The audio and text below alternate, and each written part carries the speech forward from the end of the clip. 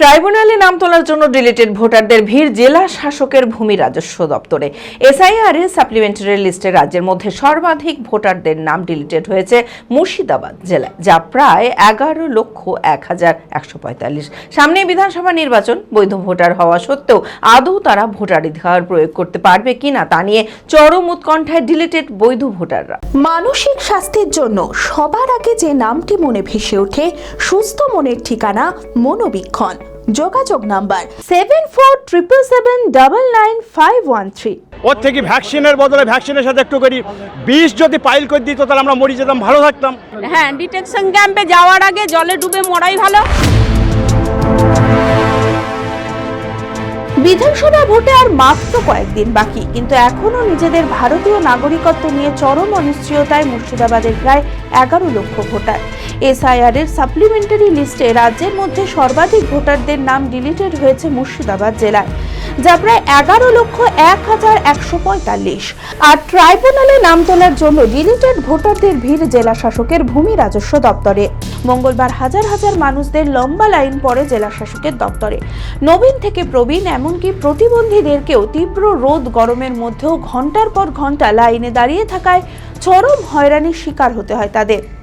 Double সেটের ভিতরে আমরা যেটা এগুলো আমাদেরকে প্রত্যেকটা জিনিস রিসিভ যদি দিয়ে দেয় তাহলে আমরা একটা ভরসা করতে পারবো, কোর্টে দেখাতে পারবো, এবং কি আমাদের থানা থেকে শুরু করে কোর্ট পর্যন্ত, সুপ্রিম কোর্ট পর্যন্ত আমরা লড়তে পারবো। কিন্তু সেই আমাদের অবস্থা এখানে করছে না। প্রত্যেকটা মানুষকে প্রায় 1,500 লোক লাইনে আছে, রৌদ্রে আছে, তাদের পা ফেটে গেছে, হাঁটতে উড়োপুড়ি এত ভিড়। হ্যাঁ, আজ তারা এই সামান্য একটা স্লিপে কি ভরসা পাবে?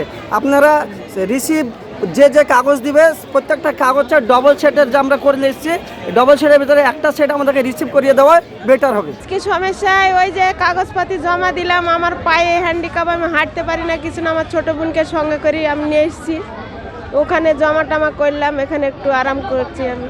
আমার 2002 সালে আমার আব্বার, মার, আমার ভাই বোনদের, আমার স্বামী সবারই আছে, আমারও কোনো নামের ভুল নাই, তাও আমার ভুল এসছে, ডিলেট এসছে। কি চাইবো, আমার ভোটটা উঠুক। মমতা আমাদেরকে এই যে বিভ্রান্ত করছে, আমাদেরকে এত অত্যাচারের মধ্যে ফেলেছে মমতা, তাহলে ওদের সবারই ভোট ডিলেট হলো না, আমার ভোট কেন ডিলেট হলো? আমার 2002 সালে তো ভোট আছে, আমার ফ্যামিলিতে আমার একাই ডিলেট হয়েছে। হ্যাঁ হ্যাঁ, আজকে জমা দিলাম আমি। সমাধান হোক, ভোটটা উঠুক, ভোট যাতে আমরা দিতে পাই, আমরা যাতে ভালোভাবে বেশি থাকতে পারি, আমরা সেটাই চাইছি। এক প্রাক্তন সেনাকর্মীর অভিযোগ, প্রত্যেক বছর ভোট দেন তিনি। এর আগে এসআইআর লিস্টে বিচারাধীন রাখা হয়েছিল তার নাম। এলাকার বিএলও কোনো প্রকার সহযোগিতা করেননি বলেও অভিযোগ। সমস্ত বৈধ নথি জমা দেওয়ার পরেও সাপ্লিমেন্টারি লিস্টে আবারও তার নাম ডিলিটেড আসায় চরম ক্ষোভ প্রকাশ করেন তিনি। আমি সার্ভিস কমপ্লিট করার পরে 2004-এ আমি রিটায়ার হই এবং আমি কন্টিনিউ ভোট দিয়ে যাই।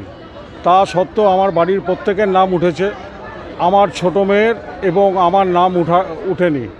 আগে অ্যাডজুডিকেশনের মধ্যে ছিল, সেটা ক্লিয়ার হয়নি, ডিলিটেড করে দেওয়া হয়েছে। এবং যখন আমাকে হেয়ারিংয়ে ডেকেছিল তখন আমি সমস্ত ডকুমেন্ট এবং ডিফেন্সের ডকুমেন্ট ওখানে আমি শো করেছিলাম, এবং তারা বলেছিল, যেসব অফিসাররা ছিল, আমাদের নাম বাদ গেলে পরে আমার বিএলওর সামনে আপনাদের নাম বাদ যাবে না। আমার যে 11 নম্বর ওয়ার্ড অপর্ণা শর্মার জোনে যে বিএলও আছে সে কিছুই জানে না। তাকে যদি জিজ্ঞেস করা হয় যে অ্যাডজুডিকেশন ক্লিয়ার হলো কি, সাপ্লিমেন্টারি লিস্ট কমপ্লিট হলো, কিন্তু সে কোনো কথাই বলতে পারে না। কিছুই বুঝতে পারছি না যে কার ভুলে কার না। আমার 2002-এ আমি যোধপুর রাজস্থানে বর্ডারে ছিলাম। হ্যাঁ, তখন একটা মানে গরম চলছিল ইন্ডিয়ান আর্মির, সেই জন্য আমি তখন বর্ডারে ছিলাম এবং সেই সব কাগজপত্র আমি দেখিয়েছিলাম, এবং আমার পরিবার সবাই ওখানে থাকতো। 2002-এ আমার পরিবার কেউ ভোট দিতে পারেনি। আমার বাবা, আমার বউ আর আমার 2 বাচ্চা ছিল, 2 মেয়ে। আমার বড় মেয়ের নাম উঠে গেছে, আমার নাম উঠেনি। আর এত বছর চাকরি করে আসার পরে কেন্দ্র সরকারের চাকরি করে এসেছি এবং ডিফেন্সে, এবং আমি মেকানাইজ গ্রুপের আমি একজন সৈনিক, তাও আমার নাম উঠেনি এবং বাদ গেল। এখন সেটা এরা বলতে পারবে আমার কি ডকুমেন্ট আদৌ কি নির্বাচন কমিশনের কাছে পৌঁছেছে, এটাই আমার ডাউট। আমার যদি এরকম অবস্থা হয় তাহলে সাধারণ মানুষগুলো এই যে রোদের মধ্যে দাঁড়িয়ে আছে, ঘরবাড়ি ছেড়ে, না খাওয়া না স্নান, তাদের কি অবস্থা হচ্ছে বলুন তো। তবে এইবারেও সমস্ত বৈধ নথি দেওয়ার পরেও ভোটার তালিকায় নাম উঠবে কি? ভারতীয় প্রমাণ না হওয়ায় তবে কি আত্মহত্যার পথই বেছে নিতে হবে? আদৌ তারা বিধানসভা ভোটে নিজেদের ভোটাধিকার প্রয়োগ করতে পারবে কিনা তা নিয়ে উদ্বিগ্ন ডিলিটেড ভোটাররা। সাথে গোষ্ঠী আমরা 14 পুরুষ এখানে বাসিন্দার, তাহলে আমাদের যে এইগুলো করছে তাহলে এগুলো সরকার ভুল করছে না? প্রকৃত যারা বাংলাদেশের লোক তাদেরকে ধরুক, তাদেরকে যেভাবে খুশি যেখান থেকে সিআইডি তদন্ত হোক, সিবিআই তদন্ত হোক, তারা সেইভাবে খুঁজুক, কিন্তু আমাদের ডিএনএ টেস্ট করুক। আমাদের জলে যদি হাড় থাকে আমার দাদু, সেগুলোও আমরা তুলে দিতে রাজি ডুবুরি নেমি। হলো একটা কথা হচ্ছে সরকারের কাছে আবেদন যে আমরা ভোট কেন দিতে পাবো না, যদি দরকার হয় প্রত্যেকটা বাড়ি বাড়ি এসে কারবালাতে মুসলিমদেরগুলো টেস্ট করুক এবং হিন্দুদেরগুলো শ্মশান থেকে হাড়গুলো তুলিলে এসে টেস্ট করুক। তাহলে ডিএনএ টেস্ট করলে ধরা পড়ে যাবে যে কত পুরুষ বাস হচ্ছে আর কত পুরুষ এখানে আছে। এই যে মানুষকে একটা কষ্ট দেওয়া, এই যে খাওয়া নেই দাওয়া নেই, সারা দিন ব্যাগ ঘুরি বেড়াচ্ছে। এই ডিএম অফিসের আগে জমা দিতে বললে জমা দিলাম, আবার বলছে অনলাইনে করতে, অনলাইনে করলাম, আবার এসে এখানে বহরমপুরে আবার বলছে জমা চাইছে। তাহলে এত সরকার যে ব্যস্ত হচ্ছে, ওর থেকে ভ্যাকসিনের বদলে ভ্যাকসিনের সাথে একটু করি 20 যদি পাইল করে দিত তাহলে আমরা মরে যেতাম, ভালো থাকতাম, তাহলে ভোট আমাদেরকে দিতে হতো না। আর এটা হচ্ছে সম্পূর্ণ রাজনীতির ব্যবসা। লক্ষাধিক বৈধ ভোটারদের নাম ডিলিটেড, তাই ডিলিটেড ভোটারদের নাম ট্রাইব্যুনালে না তোলা পর্যন্ত ভোট স্থগিত রাখতে রাজ্যের মুখ্যমন্ত্রীকে নির্বাচন কমিশনের কাছে সুপ্রিম কোর্টের কাছে আবেদন জানানোর দাবি জানান অধীর চৌধুরী।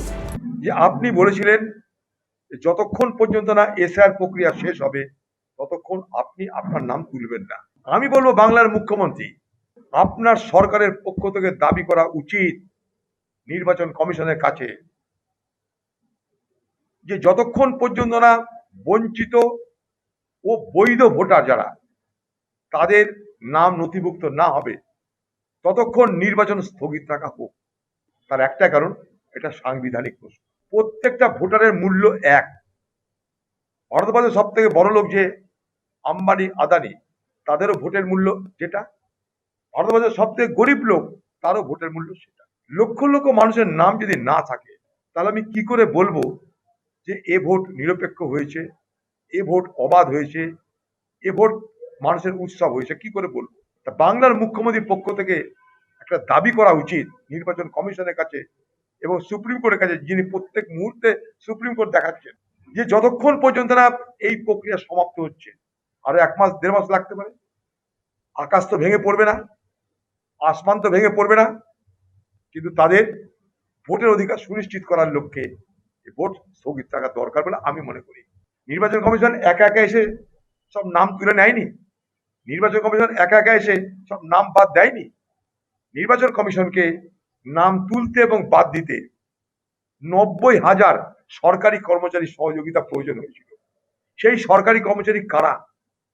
রাজ্যের তৃণমূল সরকারের অধীনে কাজ করা ব্যক্তিরা। তাদের মধ্যে বিডিও, এআরও, এইআরও, ডিও, এটা কারা? সরকারি দলের বিশ্বস্ত অফিসাররা। আপনি কমসে কম এটা বলুন যে যতক্ষণ পর্যন্ত ট্রাইব্যুনালে, অ্যাপিলেট ট্রাইব্যুনালের প্রক্রিয়া শেষ হচ্ছে ততক্ষণ ভোট বন্ধ থাক, এটুকু তো বলতে পারেন। অ্যাপিলেট ট্রাইব্যুনালের প্রক্রিয়া কবে শেষ হবে কোনো টাইম ফিক্সেশন নেই, তার কোনো সময়সীমা নেই, অনন্তকাল ধরে চলতে পারে। আগামী দিনে তারা তো নাগরিকত্বের অধিকার হারাবে। তার জন্য প্রথম দিন থেকে রাহুল গান্ধী এটাই বলেছিল, কংগ্রেস এটাই বলেছিল যে এই প্রক্রিয়ার মধ্য দিয়ে নাগরিকত্ব হারানোর একটা চক্রান্ত শিকার হতে পারে মানুষ।